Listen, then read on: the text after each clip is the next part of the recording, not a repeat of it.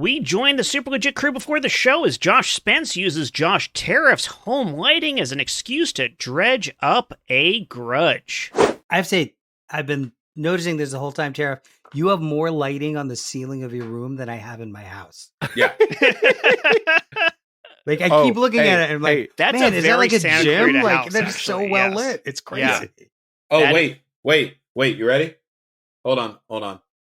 Dim. Oh, Damn. oh man. Can you do us all a favor and turn off that fan?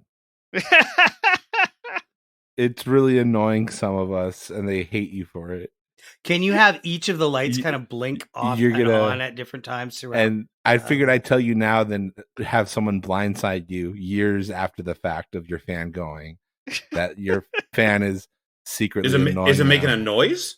Just the sight of it makes me want to punch it in the No, face. so here's the full story, dude. Yes. So Josh- Josh has his pointed up where you can only catch the corner of it. So Just it's the like edge of the fan. Yes. yeah, so it's like you're watching him in strobe the entire time. So you're trying not to have a seizure while you're having this conversation. So that's what Okay. I'm talking about. Yeah. Okay, Just been it was a long running thing, and you know some of us were I turned it on in and- between the episodes because it got hot in my room. You're Yes. hot, No, baby. you're fine. It is Oh, perfectly yeah. fine. It is No, a if different you want me to turn it situation. off, I can turn it off. No. That's No. Yeah, sweat a little bit for us. You know what? Earn No, it. I'm gonna turn the damn fan off. Uh-oh. Oh, no. Are you happy, Shawn Michael? Are you happy? I'm very happy. That's my base emotion. That's where I live. And- Happy. And you know what though? I'm gonna increase the brightness of the lights then too. Oh, So my I can God. sweat even more. Okay. Great. Well, I can dim my monitor. That's fine. Yeah.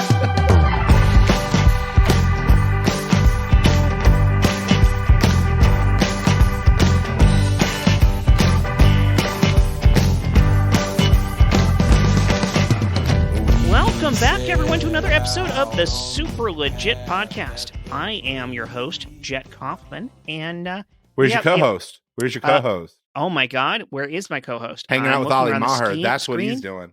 That must be. Is it another wedding? Are they both at a wedding? Is They're that how both it doing works wedding now? coverage. Yeah. Right, yeah. I forgot that's what We're Ali's calling back doing. that bit, right? She's Yeah, been- that's what he she's was always been doing.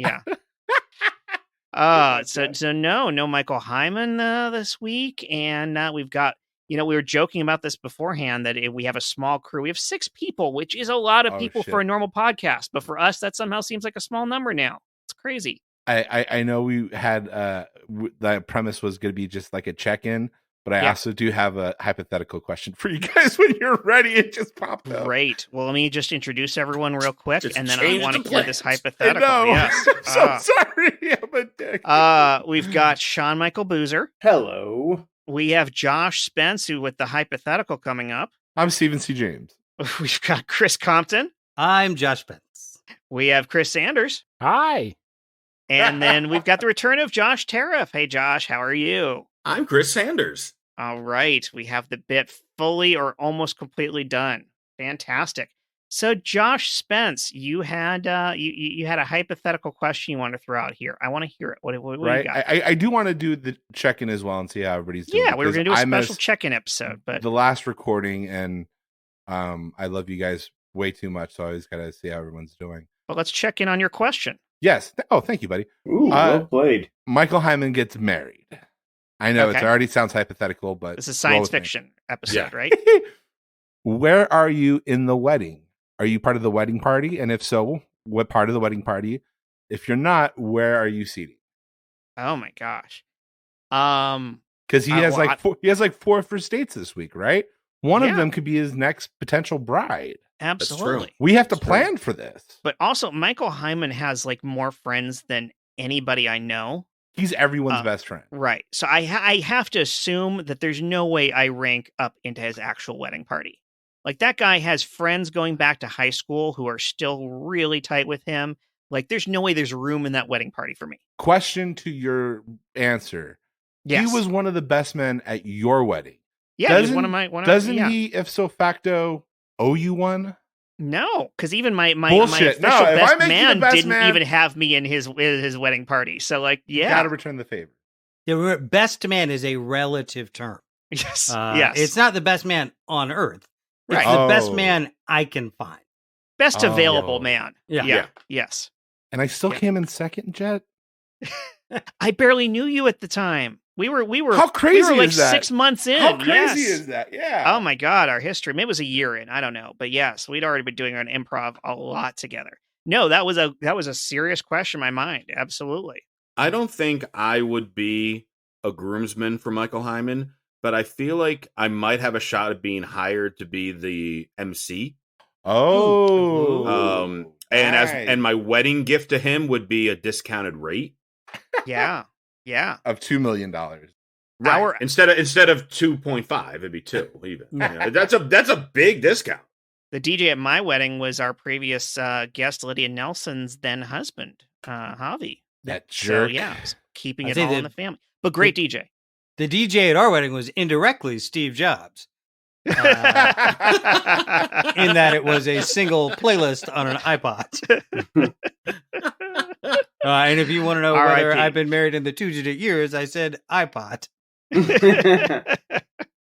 So are you the best man? Are you the flower girl? Where are you on this, Chris Compton? I think I'd be father of the groom. I think that's the one I'd fall into. Actually, there's an opening there. I think you'd appreciate it.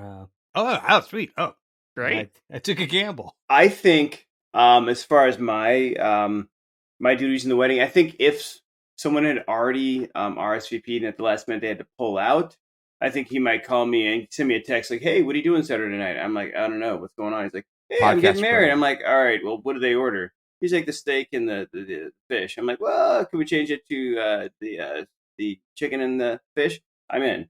I think that would be my role at his wedding. Last minute replacement for dinners. You're that like had already been a seat purchased. filler. A seat Yeah, filler. Yes, essentially a seat filler. Yes, Yeah. yes. When somebody goes to the bathroom during his wedding. And I am perfectly okay with that role. Oh, yeah. It is hosted bar, yes? It Yeah, has to be. I would hope so. All right, I'm in. There's I'm in. no way he wouldn't do that. Yeah. He might be bar backing his own wedding. It's funny, Yes. man. Like I just went to a funeral this Wednesday. That's hilarious. For we'll get there for my beloved Uncle Johnny, and we got to the reception after the. It was a very Catholic funeral, so we got to the reception afterwards, where everybody meets, and it was at like a banquet hall, and everyone's like kind of just not doing anything. They're like, the food's gonna be out in a minute, and like everybody's really not psyched about it. But then once they're like, oh yeah, there's an open bar, lines, like it was 12 deep for like 3 servers on each side. Like nothing gets a party going like an open bar, I think an open bar should be a necessity at a funeral, right? right? Yeah. More so than at a wedding. Yeah. I've long felt that open bars are like pop-up books. Like when you reach the age in which you don't completely destroy them, you've outgrown them. Yeah, man. That is Oh. brilliant. Well said. Well said. Sanders, where are you on? You know, Hyman and I have only, other than the shows that we got to do at Acme before the world changed, we've only really ever spent time playing some video games together. Oh, that's cool. So it makes me feel like I could be the DJ. Yeah. Uh-oh. Yeah. There you go. All right. I suppose I could do that, but I don't know that I would be his first choice DJ. Like I'd Oh, be of as course similar you to would. SMB, almost like a seat filler DJ. Yeah. Like Backup I would DJ. be the backup. Yeah. Yeah, like a week before the ceremony. Steve Jobs. Back up to the iPod. Yeah, Yeah. the DJ that he had ducked out, and he had to just.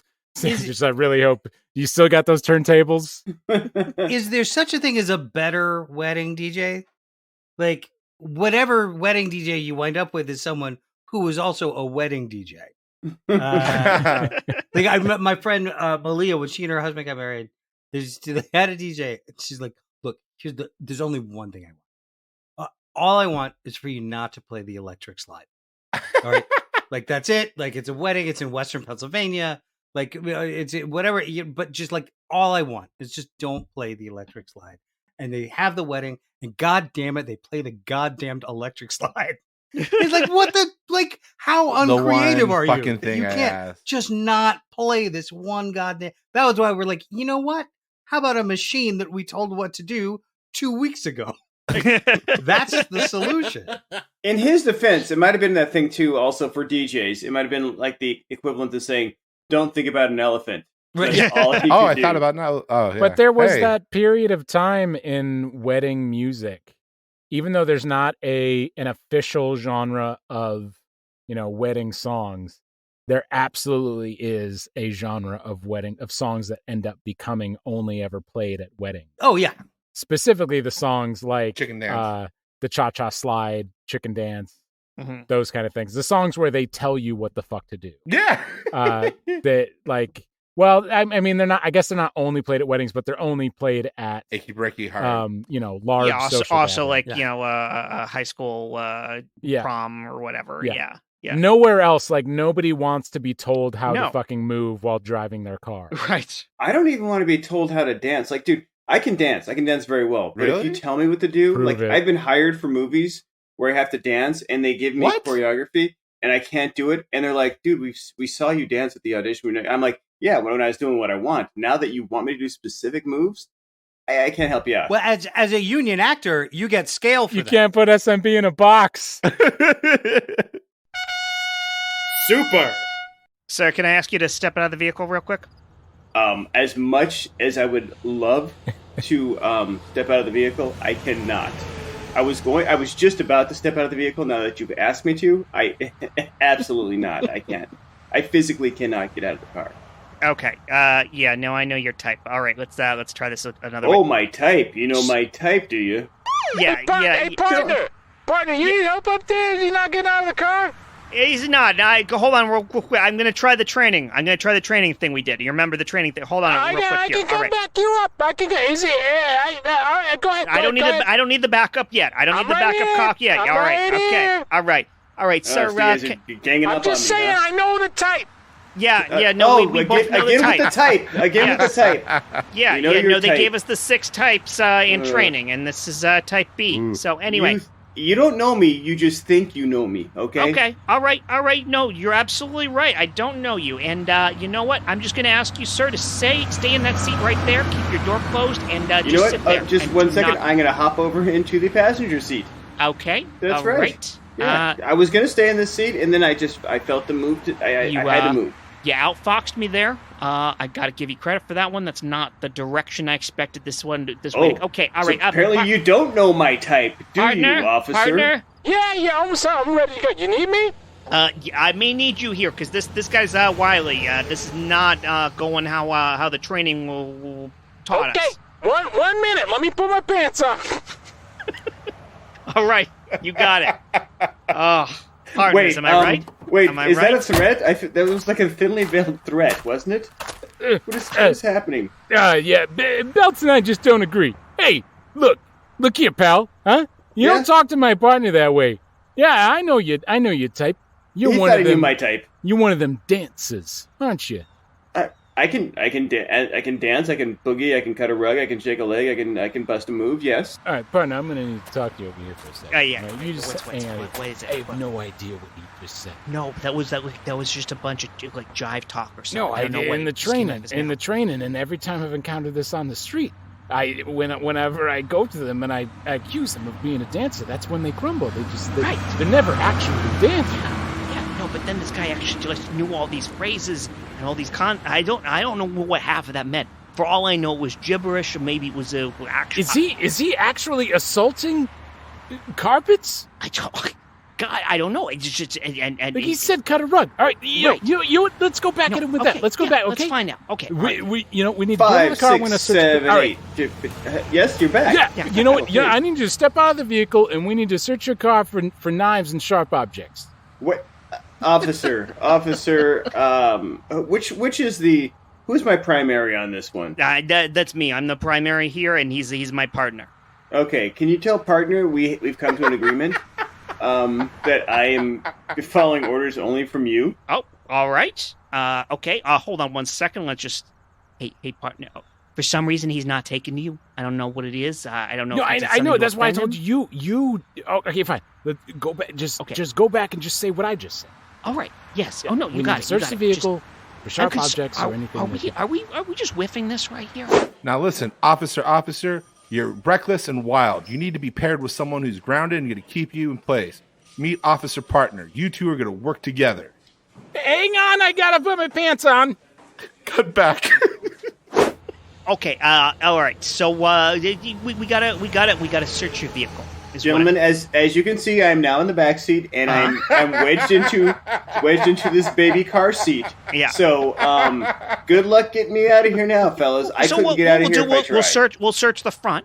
My officer partner over here will search the passenger seat. I'll search the driver's seat. You can chill back there. Whoa! You said you're gonna search the front. That would be underneath the hood. You can check out the engine all you like, but not in the car. Not in the car. All right. Not with me. All right. You know what? I'll play your game. Yeah. Okay. Yeah.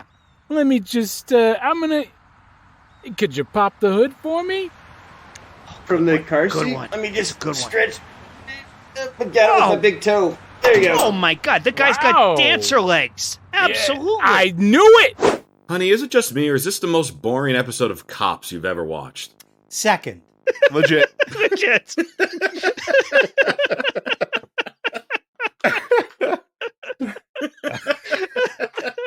God, that's gonna be on Fox Nation. Officer partner. I wish Cops was that boring. A little yakety sax in there. I like that Shawn Michael fit into the baby seat in the back. Oh, that was great. And being that we established that he's 8 feet tall. Yeah, even better. So I was thinking about the question that I had asked myself. Oh yeah. I got super lucky to be one of Jet's best men. And what's funny is like when you asked me, I was like, yes, this makes sense, of course. Which is funny because like how little we knew each other then versus how well we know each other What's now. the actual name of that group? Because it's not more than one best man. What do we call that again? Groomsman. Thank you. But I Yes. mean, I was the best man of the best men. I went to Top Gun best man. But so I honestly never thought I would have that privilege, for being 100% honest. So it really meant a lot to me. And I think that's why I went above and beyond, and like whatever you fucking needed of me, like I was on it, because I like, how often do you get that chance? Mhm. So now that I've had that chance, and again, thank you very much for doing that. I appreciate it. Hell I yeah. want to be the guy who officiates the wedding. Ooh, Okay. Hey, if you got like $15 and an internet connection, you can. It's do already this. happened. Like Yeah.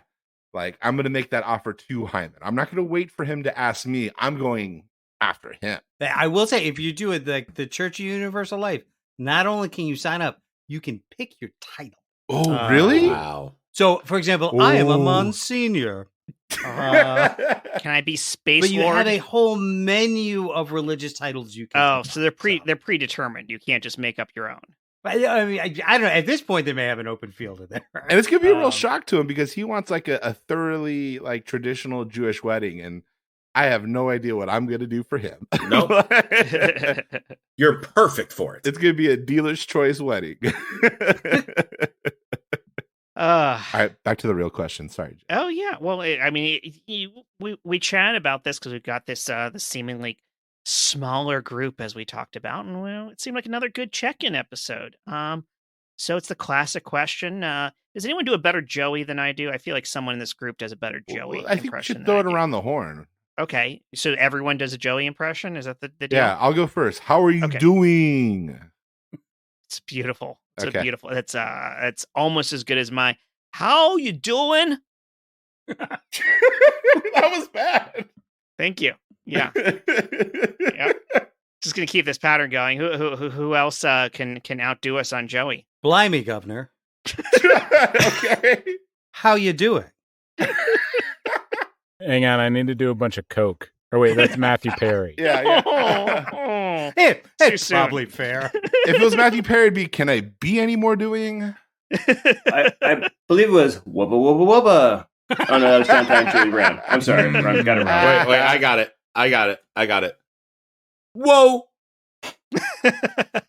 No, Wrong that was Joey. Wrong that was Joey. Keanu Reeves. Wrong Joey. Yeah. Oh, Yeah. there's Yeah. more than one? I was shocked to find that out as well. Yes. Hmm. Yeah, you're doing Joey from Blossom, I believe. Yes. Ah. Joey Lawrence. Joey Lawrence, right? Yes. Yep. Okay. Yes. The Lawrence brothers. Yes. Oh my God, there were so many of them. I used to Interesting audition with how some of those guys. Joey Take Lawrence a shot, everyone. was able to achieve fame Yeah. using Mocky Mock's, pants around the ankles look Yes. at the same time. Who? Mocky Mock. Maki Mock? I love that accent. It's so Maki Mock. Mac and Mac. I could just listen to it all day. But in all seriousness, how you guys doing? What's up? What's got you up? What's got you down? What's going on? I'll go first. Great. Someone has to break that seal. You know what? I'll go serious. So like I said, it was a funeral this Wednesday for my Uncle Johnny. He was part of my mom's side of the family, it's like the big Mexican family side of it. Mm-hmm. He was the adult in the room, so everyone looked up to him in a fatherly way. So it was a very sad funeral. There's something that like, oh, I want it to be a party or something like that. And I've been to a few of those wakes, and those are fantastic. But this one was very, very somber. What made it weird was I had a falling out with a family member about 7 or 8 years ago. We used to be like real thick as thieves, and then we had a falling out, and I hadn't seen this person in 8 years. Mm. And when you're in a big Mexican family, you kind of know all your relatives, but you also kind of hang out with like your closest galaxy of relatives, like your local solar system of the Milky Way. So we're in this one pew, and or of the horchata way. Yeah, of the horchata way. Thank you. So it's my Aunt Carol and my cousin Chloe and her husband. Sanders is very proud of himself right now, by the way. No, I'm not. I'm embarrassed. I'm proud of you, mijo. This is great. I'm holding my hand over my mouth. Too late. Que sabor, mijo. It's so good. So it's my mom and my Aunt Carol, my cousin Chloe, her husband, Lou, and then my mom and me. And then out of nowhere is my first cousin Marky and her father Mark, who again I haven't seen in 8 years. And we left on like really bad terms. So I was like, oh shit, is this gonna happen here at a funeral? Like is this like, are we gonna fight? Is the storm like what's gonna happen? And it was just I felt so awkward. And it's a very Catholic funeral, so there's a mass, and you have to get up and recite prayers, kneel. There's a whole part, and then there's like midway through it, there's a communion aspect where you receive a communion or a blessing from the pastor, and then you also like say hello to the people in your area. So I was like, shit, this is gonna be weird, as I keep saying. So I just kind of just sat like a rock, looked straight forward, not trying to cause anything, and of course, my mom, my aunt, my cousin, Lou, we all say hi to each other. And I'm sitting there, and then Mark, right, who's the guy I had a falling out with, comes up to me, reaches out his hand. He says, "Don't get up, just shake my hand." And I go, that's almost like peace be with you. Yeah, but I hear that, and I can admit my part of the falling out where when I was a younger guy, I was willing to die on any hill because I thought I was right. And I don't know who said it exactly because I saw it on a meme on Facebook, so blame me. But it's like when you're a younger guy, you fight for everything, but as you get older, you just want peace is the main thing.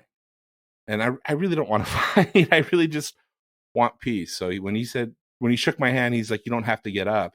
That's what he said specifically. You don't have to get up. I popped up and I gave him like the biggest bear hug I could.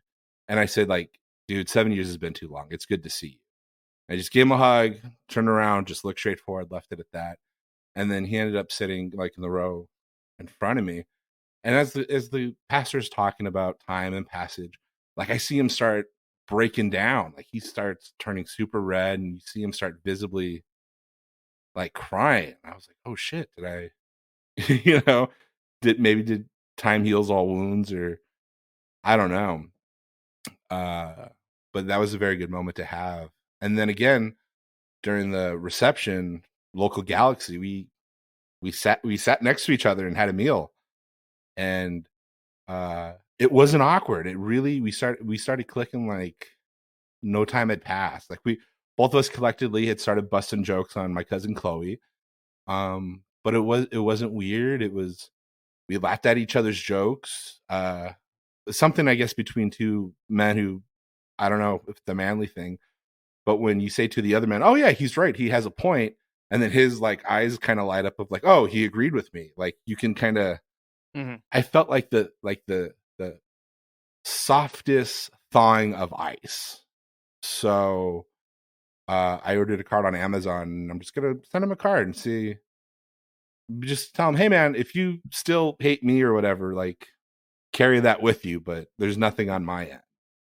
And it was really interesting to deal with that, because that's something I had just resigned myself to for the rest of my life. Oh, me and this guy Mark, we're gonna hate each other for the rest of our lives. And it, I guess it took a funeral to have some thawing of the ice. So that's what's been up with me, guys.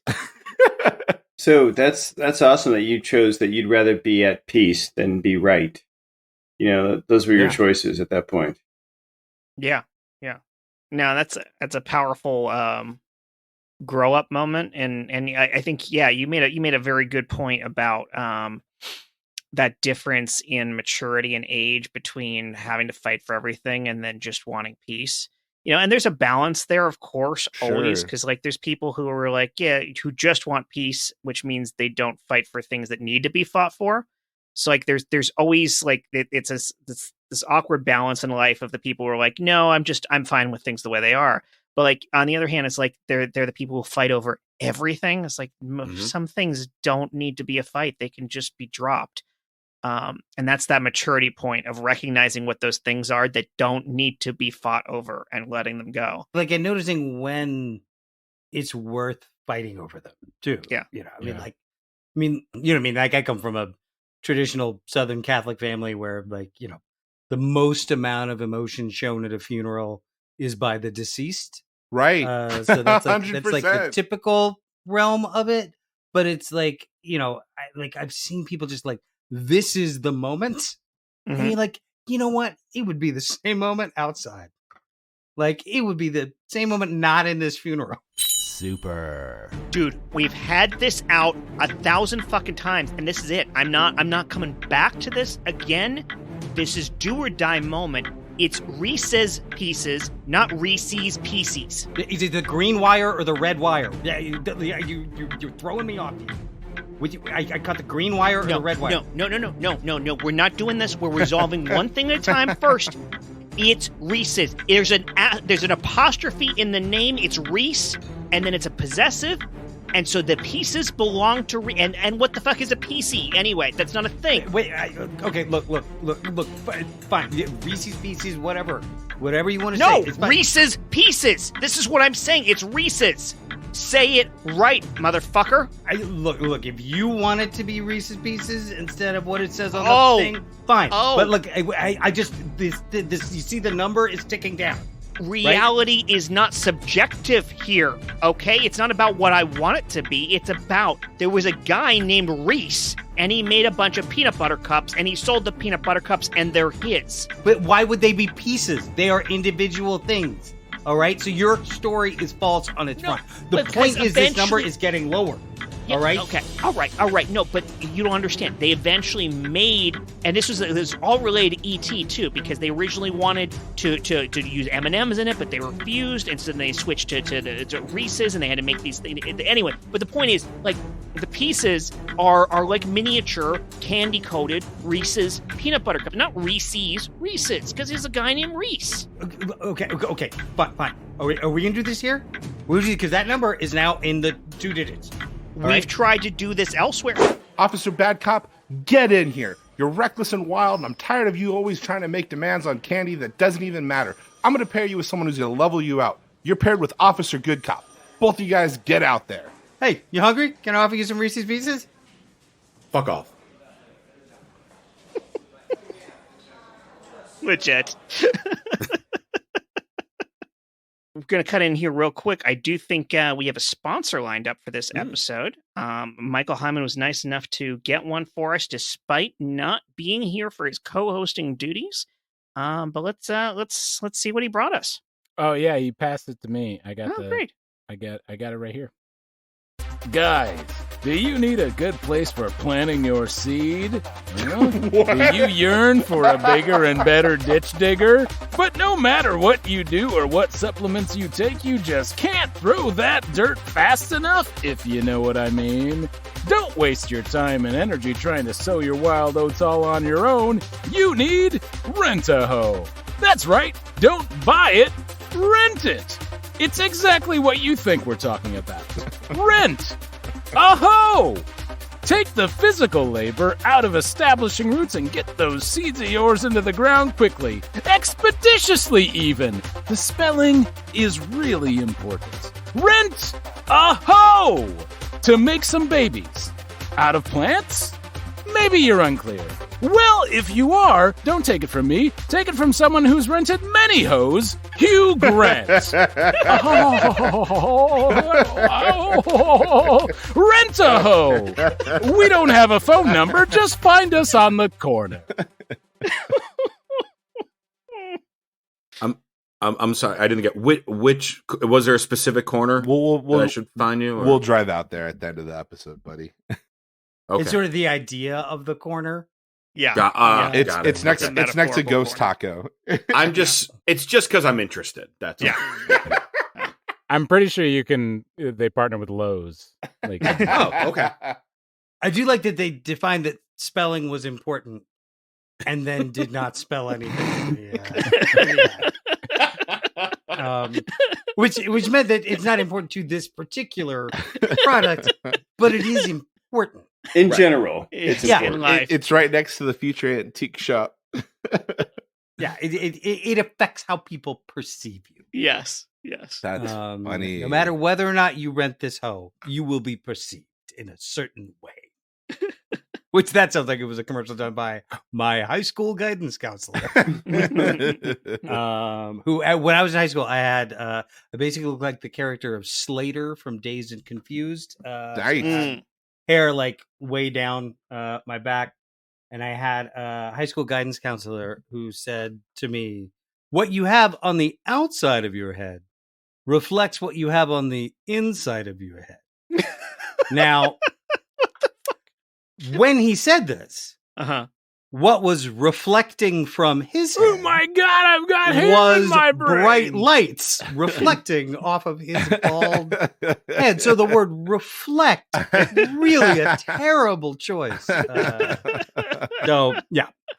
The point is, rent that hoe. I'm on it. Good sound life advice. So, how are the rest of you doing? I don't think I brought it up since it happened. I had jury duty relatively recently, and I was that close to getting stuck on as an alternate. I didn't quite. I narrowly evaded the actual seated the 12 jurors, and then I was up there for the questioning to find the alternates, and I just evaded the 4 alternates for a murder trial that was going to be minimum at least a couple weeks long. And good God, it's just the worst system. It is. It's there was no scenario where it's actually a jury of your peers. Nope. It is only ever middle income at the highest, but mostly low income folks who don't have any other choice and are too scared to just throw the fucking letter away when they get it. Because that's what everyone else does. They just throw it in the trash. And the the city can't do anything. They can't prove that you got it. If you just throw it away the second you get it, they can't prove that you did get it. The only way that you can get in trouble is if you respond to it and then don't show up. But if you get your jury summons and just throw it away and pretend you never got it, nothing's going to happen to you. That's why in a city like Los Angeles, in LA County, where there's like 40 million people, or no, sorry, that's like California, where there's like 10 million people. 10 million people. In LA County, you should only have jury duty once every like 20 years. Just the sheer number of people that should be up for jury duty, but you get it every couple of years because everybody throws that shit in the trash. Yeah, I mean, I've heard it referred to before as you're being judged by a group of people who weren't smart enough to get out of jury duty. Yeah. Right. And the way that the judge, like, he admonished us. He just tore us apart for before you even go into the room for actual jury selection. You now get this very vague, short worksheet that you fill out with just like 5 questions on it of stuff like, have you or anyone you know been the victim of a violent crime? Right. Depending on what the case is. So if the case involves some sort of violent crime, then, that question would be on there. If not, it's just small talk. Right. And it's just kind of questions related to that of just trying to figure out, like, would you potentially be unbiased or would you potentially be biased before even entering the courtroom without even knowing what the case is, so we can just kind of get rid of you before we get to that point. But they are so ridiculously vague with the questions that you don't discover anyone that is biased in that questionnaire. And the second they start the jury selection, I mean, in the first pool of like 20 people that they put up there, half of them are like, yeah, my mom was murdered. A lot of murdered moms. 10 years ago or 5 years ago. There's somebody close that has been the victim of violent crime, and this is a murder trial. And then they still, like, they don't even care. Like, the judge goes up there and then to, like, one of the people that was like, yes, my father-in-law was violently murdered 10 years ago, but as court cases go, we only finished the whole court proceedings 5 years ago, and emotionally, I'm still not over this. The judge responded to that by lecturing the entire potential jury on how proud we should all be that we're here fulfilling our civic duty. Right. And then when it got to me, when I actually got up there, I played the combat veteran card and said, I think I've seen enough death. And as much as these lawyers have been asking questions of the potential jurors about, hey, would you be cool with seeing some pretty gruesome photos of gunshot wounds and dead bodies? I can't right now today. I can say that I think I'm fine because I haven't seen the photos, but I can't tell you that after seeing these photos that I'm going to be totally fine and I can be unbiased. Right. So I can't confidently say that I'm your best guy. The judge, when he gathered the 2 lawyers to discuss, like, who are we going to take and who are we going to leave for this part of jury selection, I could hear him, I could see him, and I could hear him. He was talking a bit loud.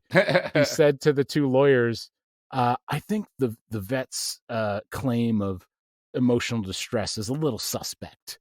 Wow. Eat my fucking balls, you asshole. You don't know, like, you don't know anybody's triggers. You don't fucking know any, like, suck all the dicks. I can't, like, I have nothing there's nothing I can say to that other than that. I'm just going to say dicks a lot. Like, it was infuriating. Yeah. And I'm just very glad that I was one of the only people wearing a mask in that room. Wow. Because I was so enraged.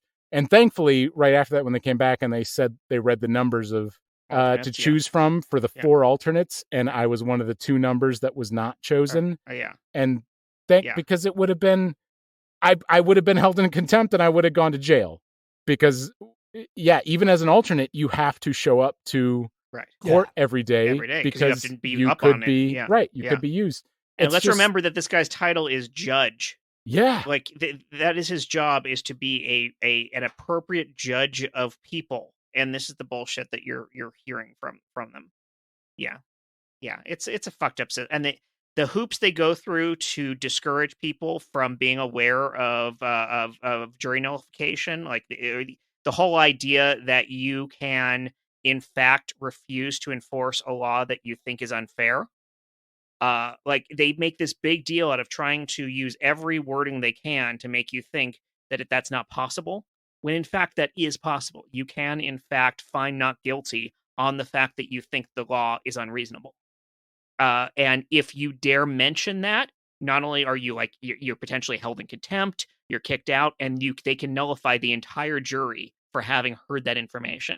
It's like this is a common thing where people Wow. actually leave flyers around. Like if you pass out flyers on this, you'll get kicked out the property. I've heard stories of people like posting it on the inside of the restroom door during the selection process so that people find out about it without it being obvious. Like it's a serious Really? thing that people don't know that they have the right to do, and the court makes every effort they possibly can to suggest that you can't find that way, when in fact legally you can. For what it's worth, I would like to see one juror just yelling out, "Dicks, dicks, dicks, dicks, dicks, dicks, dicks, Yeah. dicks." It's Well, like, interestingly enough, this judge took extra time. It took 2 full days to select the jury ugh. because, like, first of all, court time is next to no real time. Really, by the end of the day, it's only about little over Yeah. 2 hours of Yep. actual It's crazy. like yeah. work Yeah. of doing actual courtroom work of selecting a jury or arguing cases or whatever, and otherwise it's lunch. Yep. Wow. He decided he wasted extra time by bragging about the different famous people that have shown up for jury duty in his courtroom. What a dick. Specifically, one of the Dixie Chicks. So someone did get to yell dicks. into Yes. this. Yes. I see what you did there. Yeah. One of the times I went, there was a guy who was clearly determined to not end up in the jury. And so when asked about any biases he might have, he strongly indicated that he didn't trust people of the ethnicity of the defendant. And like was very direct about that fact. And the judge, you could see like almost literal jaw drop as the judge is asking him, I'm sorry, are you sir saying that you don't trust any members of this ethnic group? And the guy's like, yep, that's correct. I do wish that they would then say, are you saying into the publicly available record of this trial? Yes. Right. Yep. And so like the judge was so aghast at this, and everyone knew exactly what was going on. Was this guy was sure he had this like obvious get out of jury card of, I'm going to pretend to be racist, and they're not going to put a guy who's racist against the defendant on the jury. And of course they weren't going to do that. But what the judge did do was immediately put him in the alternates chair for the entire remaining 3 days of jury selection.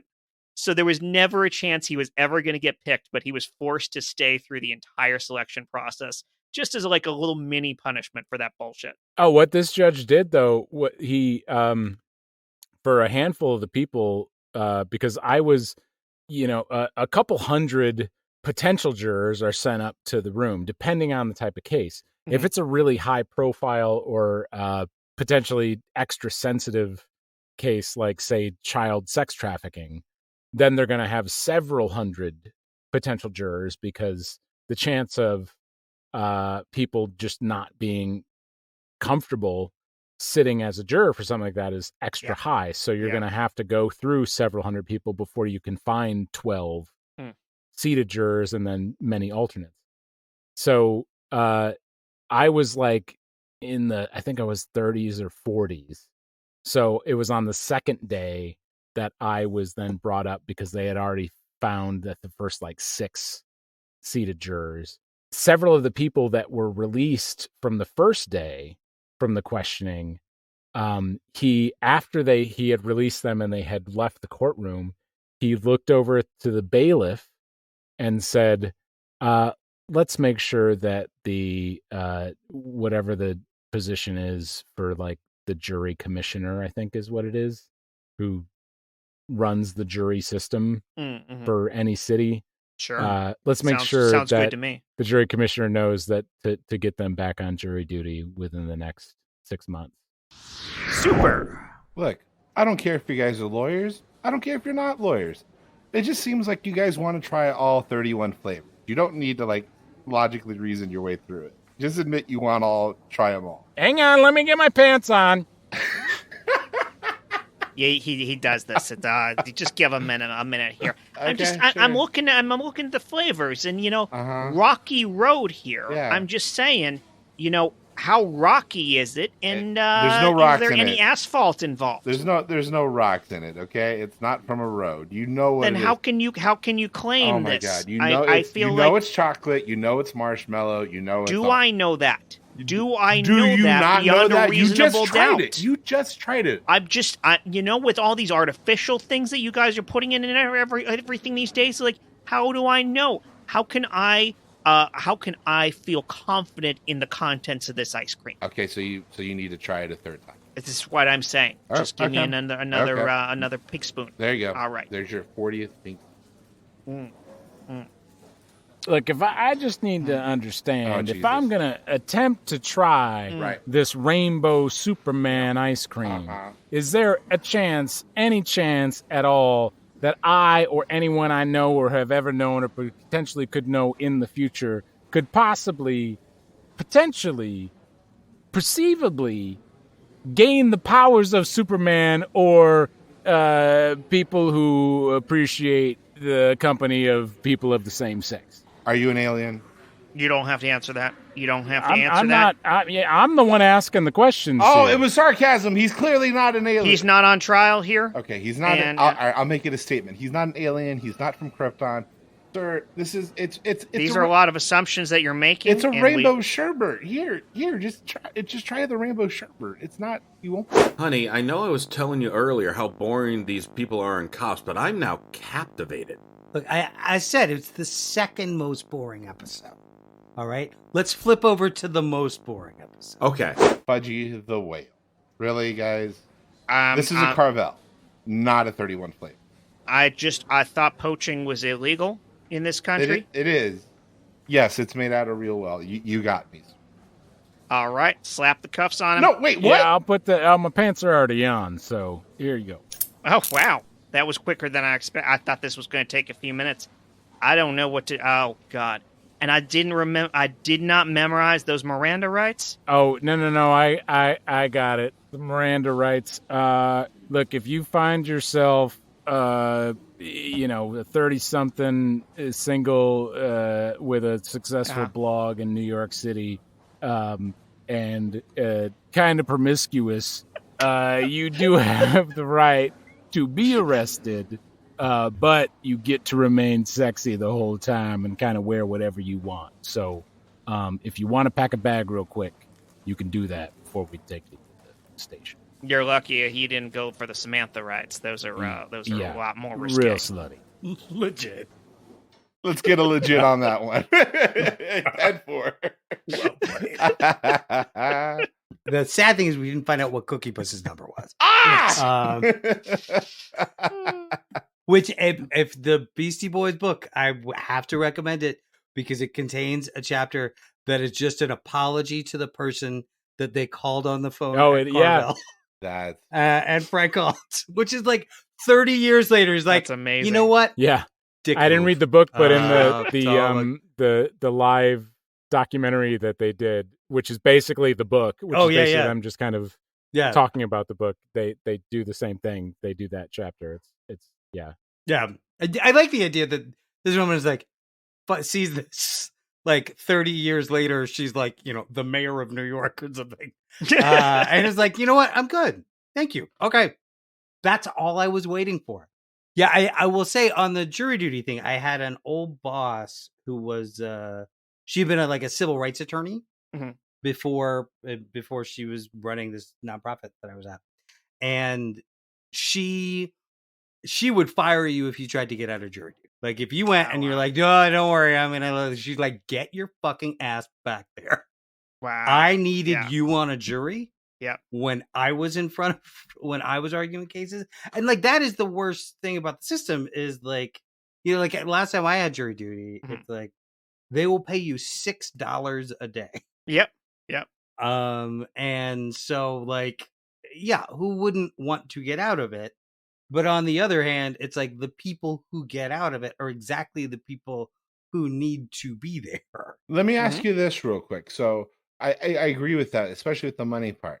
Now Yeah. they're never going to be able to pay you like an actual day's Living wage, right? Yeah. But even if they bumped it to $50, are you more inclined to say yes? Hey, if it would cover parking, Right. Right. Oh, but in the city of Los Angeles, you get to park at the luxurious, beautiful Disney parking structure. Well, Disney, Ooh, oh, yeah. Designed yeah, by Frank Gehry. Yes. Then you get to walk down the steepest hill for 8 LA downtown blocks. And let me remind you, if you're a bigger guy, you carry momentum down that hill. It's And life you threat. get a enormous sum of $15 per day, not Ooh, including the it's initial about day of jury duty. right, Yeah. which doesn't count at all. And then you get enough What? time at lunch to eat at the glorious courthouse commissary. So I hope you Ooh, packed a lunch, very nice. because that $15 is only enough to pay for a soda. I don't know why this court takes place at a movie theater. Oh man. I remember the last time I did jury duty and I went through the security line there, and there was a guy at the next security check-in who did not know how that heroin ended up in his pocket. Like, That is delightful though, because it's Yeah. like there's got to be like a moment like in that job where you're like, oh, like so much of my day is watching a system that is designed to rip people away and crush them, and just have one person who just you really like, you deserve to be here. Right. Like, oh, how great is this?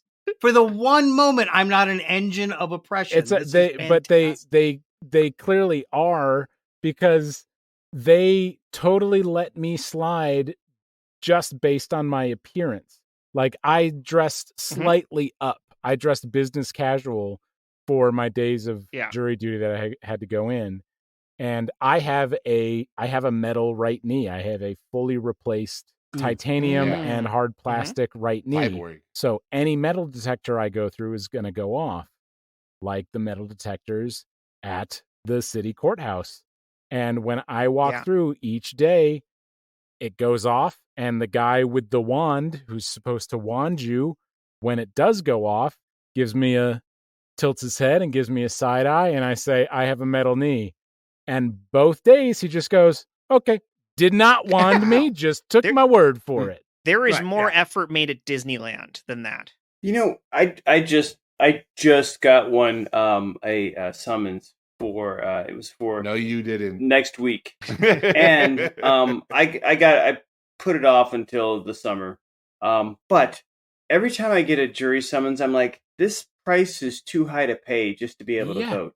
Maybe I'll stop voting. Right. It just seems like the price for the cost benefit ratio. That's what I'm saying. Yes. Thank you for helping with my English words. It would be one thing if you knew it was for civil court, because civil is just so much easier to deal with, because it's not high crimes. It's, it's insurance fraud and things that do have even more moral gray areas, and it doesn't take a beyond reasonable doubt and the entire jury to agree, where one juror can, in a criminal case, it only takes one juror to say no, and then it doesn't matter what everyone else thinks. But in a civil case, it's 50-50. It just takes one more than half to, sway it either way. And it's in Pomona, so it's much easier to get to. Wow. All right, so let me ask you this. You get a summons, hypothetically, for a civil trial. Well, but your summons don't give you. Yeah, but this is my world, though. And in my world, it does that. You're summoned to be in Michael Heiman's wedding. Yeah, but I get what I'm trying to get to roundabout is, like, if you had to get, like, what if it was, like, how frivolous of a lawsuit or a case would it be for you? Like, are you down to go for like the frivolous lawsuits? Like one guy said, or cases like one guy said chocolate is better, and the other guy said peanut butter is better, and you're like, I'm going to be a juror for this case, or is that not worth your time? Well, do you understand what I mean? No, or because did I you're like, fuck that up? I mean, to Compton's point earlier, the people that generally the people that get dismissed first are the people that need to be there because they're the people that don't want to be there the most. Super. Ladies and gentlemen of the jury, you may not have been able to hear my suspenders pulled out. I am glad to have such a qualified group of people here to represent this critically important libel trial of the accused here, the defendant here, versus the great Reese's Corporation. Now, his claim that chocolate and peanut butter do not go together, first of all, is clearly disproven by the taste of these delicious Reese's Pieces that we put out there for you. But secondly... Ouch. Yes, sir? Phone home. Well, you can't... The way the courtroom actually does not allow cell phone signals in, but you will have a 28-minute lunch break. You're welcome to walk a couple miles down to the Sbarro's that's there under the bridge. But until then, you just need to keep your phone off. You can't be playing any of them Angry Birds. Hold on a second here. You're telling me that I can't live blog this? My TikTok nation is expecting me to live blog this trial and my entire experience. I am going to lose so many followers. I am a major influencer, and this is a huge, huge burden on me to not be able... So we are actually not allowed to have the words TikTok mentioned in the same sentence. It's made it very difficult to discuss clock sounds because there is a national security risk with the Chinese ownership of I believe it's called the ByteDance Corporation. I don't know myself. I'm not here because I'm just a small town Los Angeles lawyer here to defend a poor company whose delicious Reese's Pieces have been defamed by this man's so-called opinion, which I will eventually show you is fake. Excuse me? Yes, sir? Isn't it Reese's Pieces? Well, sir, I don't know which one of us is a lawyer here. That's a true statement. But I do know that Reese's Pieces are delicious candy. You have as a bowl here, right? Oh, yes, sir? Also, isn't it security, not security? I think that's you say potato, I say potato, and either one. Look, let's call the whole thing off. Isn't it potato? Look, I don't know which one of us here is talking right now. That's a true statement. But what I do know is you have a delicious bowl of mashed potatoes right there next to your bowl of Reese's Pieces. Now, if we have any further questions before we proceed with jury selection? Dicks. Elliot. Well, I'm sorry, sir. Elliot was actually we had to strike Elliot from the jury. He apparently had a relative who had won some sort of ticket to some sort of chocolate manufacturing plant, which was not allowed. We felt it would bias the jury. Wait, is that E.T. from the famous movie E.T.? Am I on the same jury as E.T.? Well, I don't know which one of us is a terrestrial here, but what I do know is that it is important for all of us to recognize the beautiful combination of chocolate and peanut butter. Look, if you look here, this is Dr. Frankenstein, and this is Frankenstein's monster. I think I get them. But if you see, when the lightning strikes, it turns out the monster is just some guy who lives there. And what was really coming together was this chocolate bar and this a cup of peanut butter, whose brand is covered, of course, because they have some trademark issues to deal with. But the point is, they come together, and they are two great tastes that go great together. I don't talk much, but this is true. This is my monster. I am Frankenstein. There you go. This man is a doctor, and this is a monster. Now, morally, of course, very nice. And this is judge. Yeah, that's true. And this here is this here is a beautiful Reese's Pieces. Look at it. Look, see? Oh, now, monster, you'll get your turn, but until I swear you in, we don't know whether that's true or not. Now, once you're under oath, you'll be able to growl as much as you want, and we will know that growl is something that you would swear to God is true. Nah. Yep. See? All right. Yeah, now we're on the same Mr. page. Judge, sir, the bailiff would like to recognize that showing up late to the court is the potential jury members of the guy and the little boy in the wheelchair from Mac and Me. Oh, no, please come on in. Now, there one last question. Have any of you ever rolled down a hill out of control towards what would seem to be your certain doom? Voluntarily or involuntarily? Well, I mean, involuntarily would be a whole different set of psychological questions. But let's start with involuntarily and see where the evening takes us. But Chad, I can't. I don't know.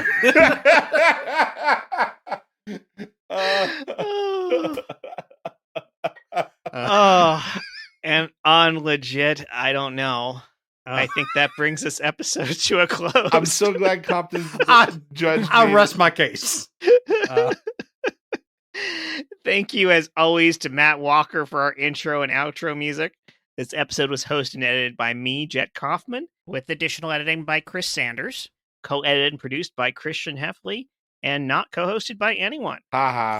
Every scene you heard today was improvised on the spot, along with some of the ads, with only a light touch of editing for your comfort.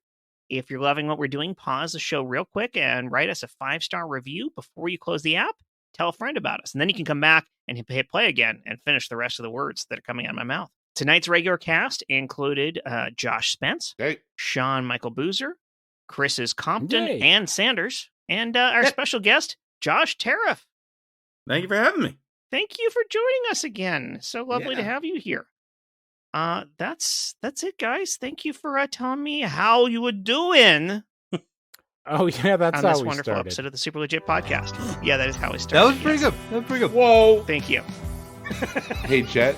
Yeah. Can we go to court now? No, Josh. The parking costs are way too high. You big dummy. Was that it? That was the one, right? That's how he did it, right? Yeah. Okay. Yeah. Heard it. Hey, I gotta put my pants on. I don't believe anything's on. Oh my time. I kicked the door on its hinges just so I could move on. Oh, oh, oh,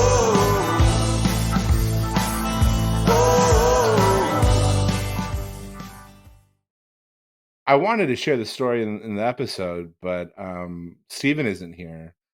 We went out to dinner this week, and we went to the smokehouse, and I kind of don't know what to do, because you go to the smokehouse, the place, known for their steaks and their red meat, and he orders the fish. He ordered the fish. Texan. I was quite disappointed about that. And then I was giving him shit about it. I was like, really? I take you out to dinner and you're to get the fish fillet? And it really did look like the McFish over at McDonald's. Wow. And then he throws it at me. He goes, Josh, it's a privilege to die old. Ooh. I said, okay, so I'll get this dinner and the next one. You're right. Sorry. And then I ate his fish sticks.